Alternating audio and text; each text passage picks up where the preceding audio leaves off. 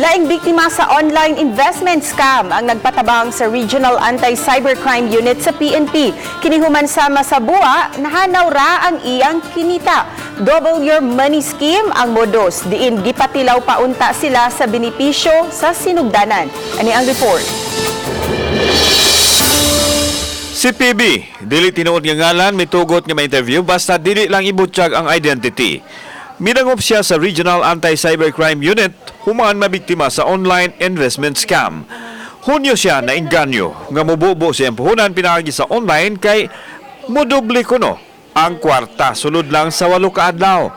Naka-payout siya og 5. Nagsugod siya og bubo sa ginagmay o sa 1,000 nga iya raw sab gipatuyok.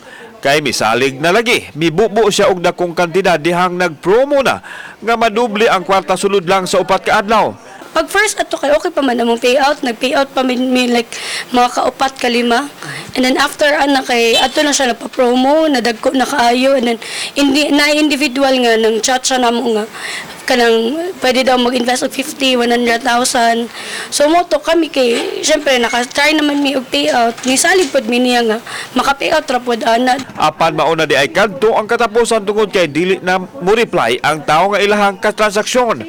Mato ni Feby nga daghan sila nga nailad diin gipaagi ang komunikasyon sa Messenger.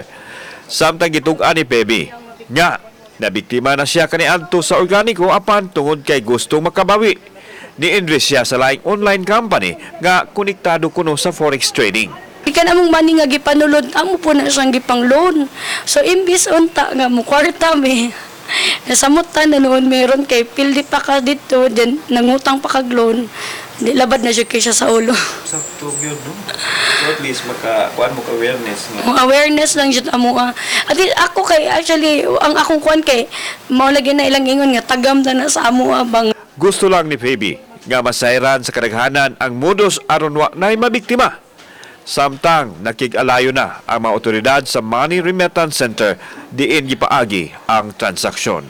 Never ta mo engage og kanang ingana kanang too good to be true gani nga interest sa imong money nga imong i-invest. Kauban si John Solon, ako si Alan Domingo. Balitang Bisdak.